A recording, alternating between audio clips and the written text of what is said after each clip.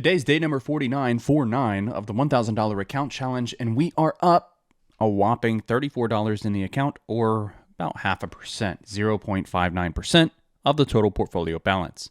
Now, if you don't know, my name is Gates. I'm taking $1,000 and I'm day trading options to see how far we can grow this account. We've had a $500 day, we've had a $1,000 day, and then we have a $34 day. What the heck happened? I kind of got caught up in a little bit of chop, so I'm going to explain the trades that I took today. Got faked out, lost some profits due to slippage. It was kind of a mess. I was a bit all over the place, but it's a green day nonetheless. So straight off of the day trade watch list, SPY is a short idea below $511. Now, unfortunately, SPY opens up below 511 at 510, so we move that short trigger down to $510. We get the break below 510 right here, and the stock shortly after the open is holding below $510, and that's our stop loss, right? So we're short on SPY here at the top of this candle as it rallied up and retraced. We're short on SPY there. We're green right away. We're back to red slightly. Never reclaims 510. We get the move down, down, down, down. Low of day move. Boom. We're up 10%. I take the profits. Not all the profits, though. Just a portion of the profits. We hold through, and then 10 o'clock a.m., some news comes out on the overall market, and it causes SPY to have an initial positive reaction, a rally up, which stops me out of the remainder of my position, which I had a stop loss set a little above break even, stops me out of the position not at break even, not above break even, but for an 8% loss. So this first trade on SPY, it basically becomes a washout trade. You know, I'm up 10% profit here. I'm down 8% there. I mean, I'm slightly green on this trade after the fact, but man, yeah, it just wiped out a lot of those profits. So then what I see here is a break of the downtrend trend line, a reclaim of the 510 short trigger level, and higher highs, and not only that, a move up into the high of day, right? We get a pullback retest of 510 and the rally up higher. So I tell the team, you know what? This is kind of enough confirmation here for us to go long on this rather than short, right? We're getting the break of the downtrend trend line. We're getting higher highs. We're getting higher volume. We're getting a reclaim of 510. We're getting a high of day move. Let's go long on a pullback. And that to me made a lot of sense in real time. So we do exactly that. We go long on the position on the first dip offered with the intention to scale in. We get the pullback to 510. We add to the position, which was part of our plan. And then this thing just dumps right below 510. So unfortunately, I gave this way too much room to work, and I wound up closing it on a break of low of day because I was in with smaller size here. Realistically, I probably could have just closed this, on this candle, or maybe even halfway through this candle. I didn't necessarily need to wait for it to get all the way down here, but it happened so fast. Plus I was in with smaller size. I kind of just let it go against me. So this actually put me red on the day, this trade, and this wound up being like a 20% loss.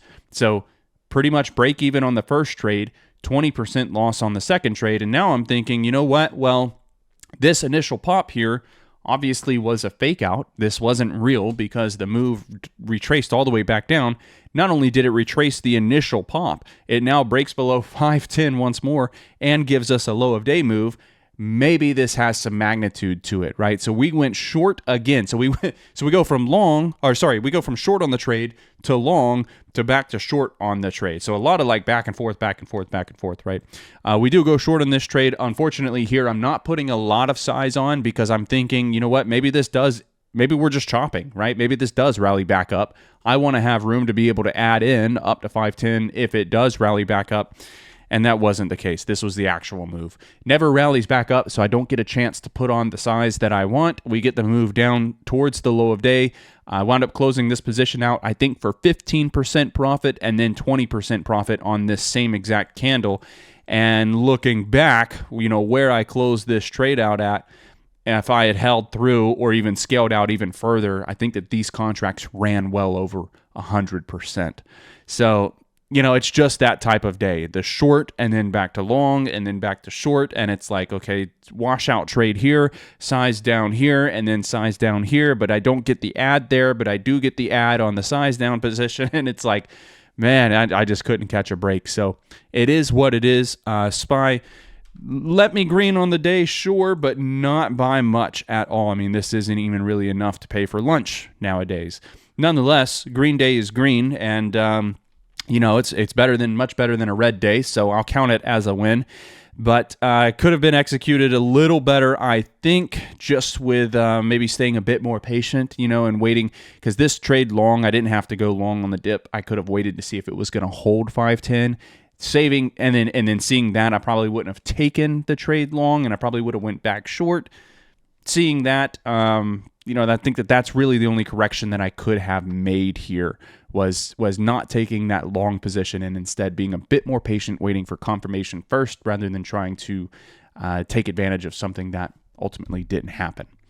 But that's it. That's all that I have for you on this trade and today, and I hope that this video has helped you out. I mean, just key takeaways, realize not every day really is worth trading, and you're not going to be here at 100% capability every single day. Red days do happen. Chop days do happen. Sometimes you can get the move that you're looking for and just not truly be prepared or in the moment to take the trades that you are looking for. And that's okay, right? I mean, we're human. We all make mistakes. So hopefully we're going to just do better tomorrow. Again, thank you for your time. Press that like button for me if this video has helped you out. And consider subscribing to the YouTube channel if you haven't done so already. It's just the best way to support me as a content creator, and it's free to do. All right, thank you, and I will see you tomorrow when we continue the $1,000 account challenge. Cheers.